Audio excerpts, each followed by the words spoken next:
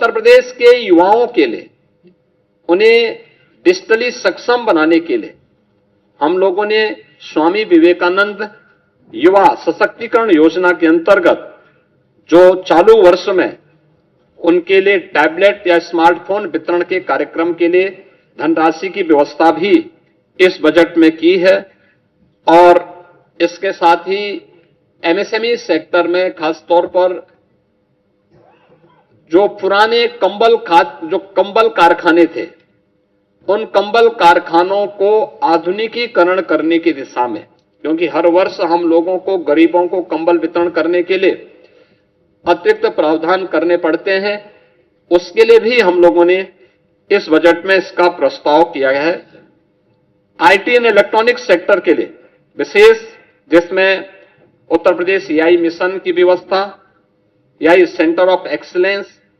India AI data labs की स्थापना, cyber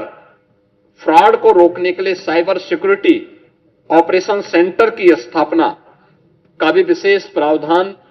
इस बजट में हम लोगों ने यहां पर किया है। और जो मैंने पहले भी कहा है कि जो डाटा सेंटर की मांग को देखते हुए इसमें काफी बड़े विस्तार को आगे हमने इसका विस्तार किया है। प्रदेश में कई डाटा सेंटर की वर्तमान में स्थापना हो रही है, लेकिन इनका डाटा सेंटर क्लस्टर की स्थापना हो जो एआई के लिए आवश्यक है, उस दिशा में आज सरकार ने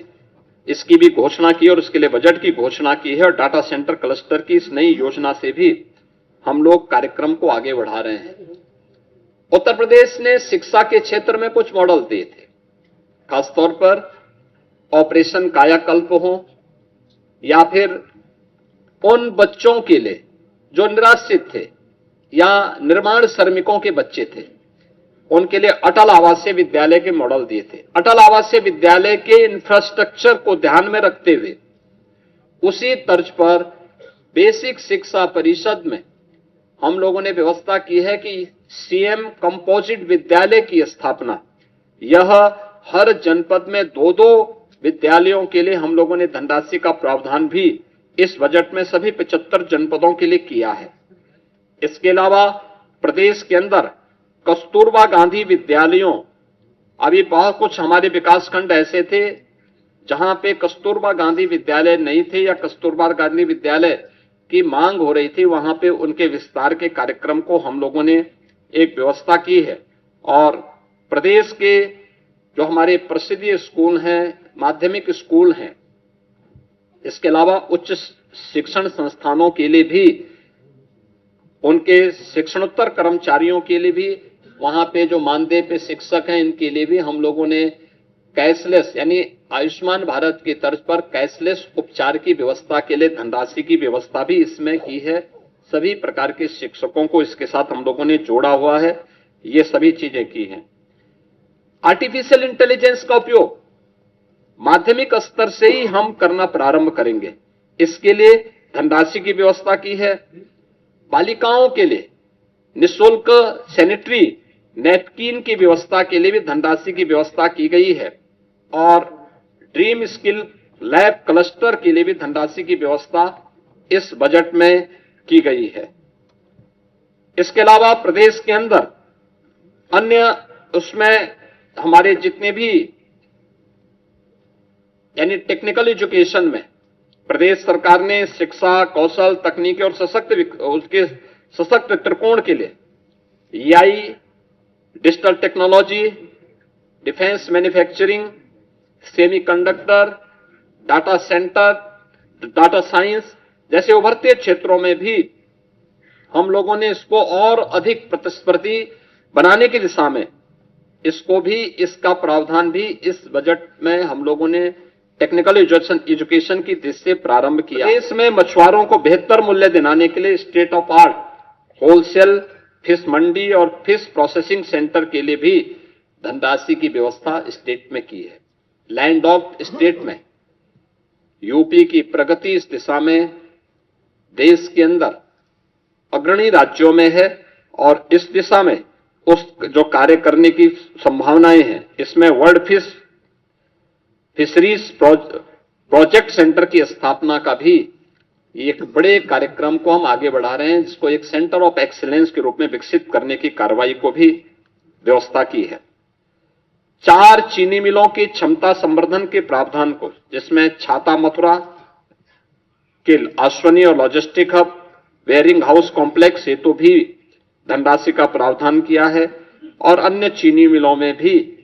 इसकी व्यवस्था के प्रावधान किए गए हैं। मित्रों, बजट में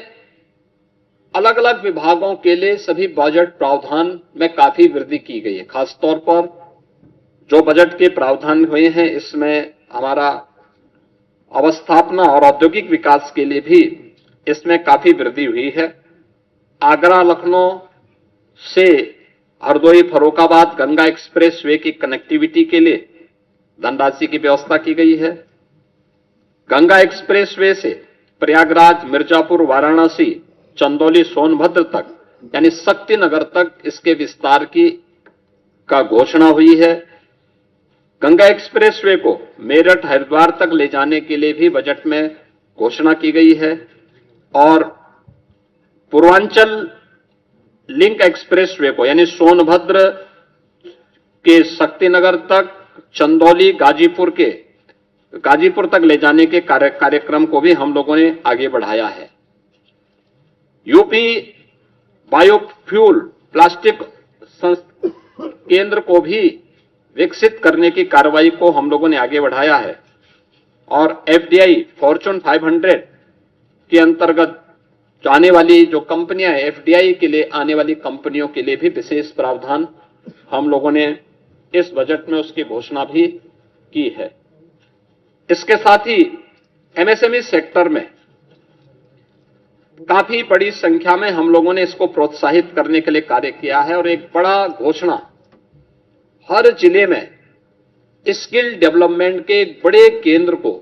जहां से हम हब एंड स्पोक मॉडल पर उस कार्यक्रम को आगे बढ़ा सकते हैं। इसके तहत सरदार वल्लभ भाई पटेल एम्प्लॉयमेंट जोन, इसके लिए भी प्रावधान की घोषणा की है, जिसमें 50 एकड़ से लेकर के 100 एकड़ क्षेत्रफल के एक बड़े क्लस्टर में स्किल डेवलपमेंट कार्यक्रम के साथ ही अन्य कार्यक्रमों को भी लागू करने का एक विशेष कार्यक्रम किया गया है। वन डिस्ट्रिक्ट वन कुजीन योजना के अंतर्गत भी स्थानीय खाद्य पदार्थों की ब्रांडिंग की जा सके, इसको प्रोत्साहित करने का भी प्रावधान इस बजट में किया गया है और उनके लिए विशेष प्रावधान किया गया है।